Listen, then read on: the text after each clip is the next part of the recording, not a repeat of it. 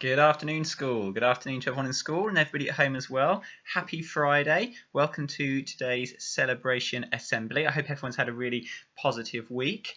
Just a short assembly this week. I'd like to talk a bit about Mental Health Week and the Mental Health Foundation who've organised it this year. And the purpose of Mental Health Week, which is coming up Monday to Friday next week, is that they're trying to make people really understand what mental health is and how they can keep themselves mentally healthy. And we've worked a lot on that in assemblies at school in the past and in your classes as well. This year, the Mental Health Foundation have chosen the theme of kindness for their special week. And you can see why they've chosen kindness, can't you? Because when you are kind to someone else, as well as improving their mental health and making them feel really good, it also makes you feel really good as well. With lots of the children and classes in school, we've talked about an invisible bucket that all of us carry around with us, and that throughout the day we can fill that bucket up by being kind and by doing acts of kindness and by receiving other people's kindness as well. We talk about filling buckets, don't we? And acts of kindness are one of those ways that we can really fill people's buckets but also fill our own buckets. So I had a little look at some of the things that you might think about doing during the school closure period that would be really kind, would help you feel positive and would help others feel positive and might improve people's mental health through that way. One of the ways you can do this, of course, is by joining in with this week's challenge from Mr. Dyer, which was to write a letter to somebody, an elderly resident in Devon, and you can see Monday's assembly and you can see my challenge page on the website for how to do that. Thank you to all the people who've already sent them into school. It's been exciting getting them delivered to the office at school and putting them in the envelope ready to send off to Age UK. So that's the first thing you should do. You should write yourself a letter to one of the elderly residents in Devon. That's a really kind thing to do. It will make them feel fantastic. I know they love receiving them. So please go ahead and do that. Some of the others, I'm just reading off my computer now from the Mental Health Foundation website. You might give a phone call to a friend that you've not spoken to for a little while, maybe somebody slightly new. You could arrange to have a cup of tea and a virtual catch-up with someone you know, something like that. You could send someone a picture. You might leave it outside their house, or you might send it digitally.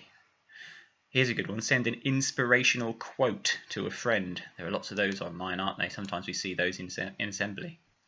Write down a few of your favourite jokes. Write down a few of your favourite jokes and send them to somebody. You might even send them to your teacher, I suppose. I know they like jokes as well. And here are some more active ones you could do at home. If you're old enough, making a cup of tea for a grown-up is one of the best acts of kindness you can do in your house.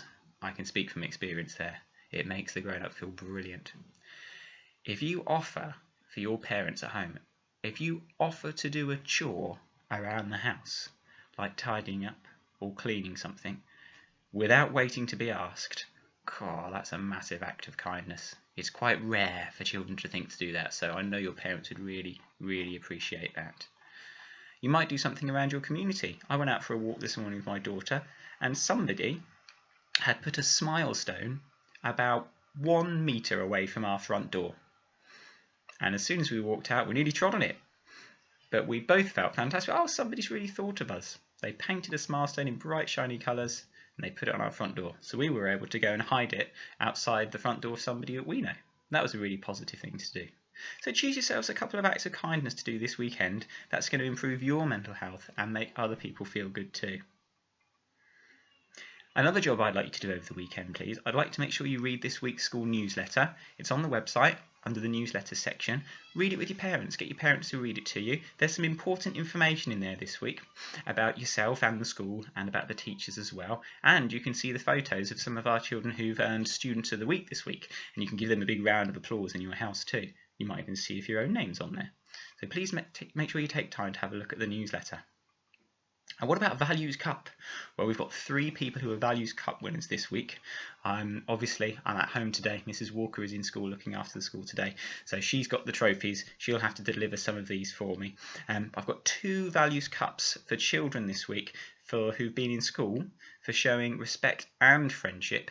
These two children are older children in the school, but they've been really good role models to the younger children, and when there have been different people in, they've been really good at looking after them.